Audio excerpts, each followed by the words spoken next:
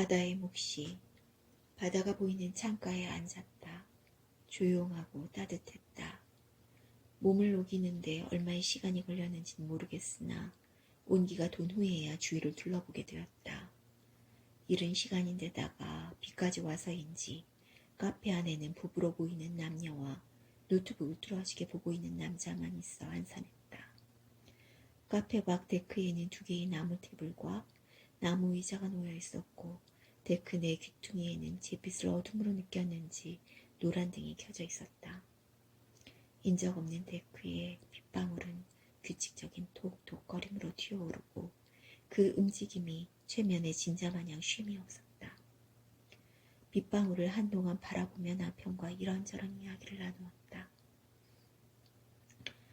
강문 바다에 오기를 잘한 것 같다. 우리의 여행은 기별하지 않고 찾아도 허물없는 친구에게 가는 것 같은 마음으로 온 여행이었다. 그것도 첫눈 내리는 날에. 첫눈은 물기가 마르기는 했으나 붉은빛 역력한 단풍 위를 소리 없이 점령하였다. 겨울의 깃발을 꽂을 만큼 내린 눈의 위세는 길지 않아 이내 녹아버렸으나 낙엽들은 움직이지 않고 이내 묻힘을 선택하였다. 이런 첫눈을 가르며 어둠의 커튼이 반쯤 제쳐진 시간에 남편과 나는 바다로 향하였다. 가는 길의 풍경은 완연한 겨울을 느끼게 하였다. 남편은 바다를 향해 가고 있다는 것만으로도 기분이 좋아지나 보다. 늘게 쳐다보는 눈길에 미소가 담겨있다. 남편에게 바다는 회복의 공간이다.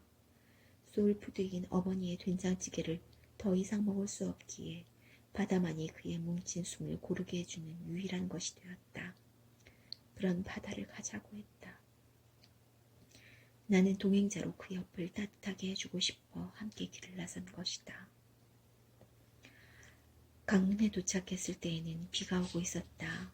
처음부터 비가 왔는지 눈에 흔적은 보이지 않았다. 남편은 차에서 내려 바다를 향해 숨을 천천히 내뱉는다. 그가 느새가 않고 참았던 힘듦이 그의 숨에 딸려 나왔는지 이내 얼굴이 환해진다. 강문 해변을 걸었다. 비가 와서 인적이 드물어 산책하기에는 제격이었다. 잿빛 하늘인데도 바다는 에메랄드빛이었고 바람이 불지 않았는데도 파도의 웅크림에 높이는 제법되어 소리가 시원하게 들렸다. 끝간데 없는 바다의 끝을 바라보았다.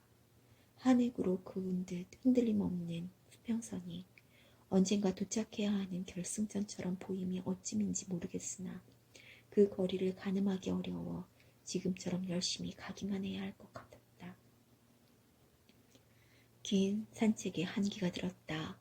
근처 카페에 가려다 우리는 동시에 한 곳을 바라보게 되었다. 우산을 조용히 눌러쓴 여인이 낮은 통곡으로 바다를 향해 있었다. 슬픔이 지남이 그의 야윈 몸을 서 있기도 힘들게 하는지 쪼그려 앉아 울고 있었다. 소리는 통곡인데 그녀의 눈물은 이미 말라있는 것 같았다. 우리의 걸음은 일정한 보폭이었고 속도도 동일하게 걷는 듯하나 그냥 스쳐 지나가야 한다는 생각에 약간의 힘이 들어간 듯했다. 때로는 외면이 위로가 될 때 있음을 알기에 외면으로 위로하려 그 여인의 바다에서 서둘러 나와 카페로 향했다. 어떤 사연이 그 여인을 이곳에 머물게 하는지 알고 싶지는 않다. 여러 가지로 미루어 짐작할 수는 있겠지만 생각하지 않는다. 다만 한 장의 사진이 되어 내 기억에 있을 뿐이다. 그러나 한편으로는 외면하지 않고 목속되어 옆에 있어줄 걸 그랬나 하는 생각도 든다.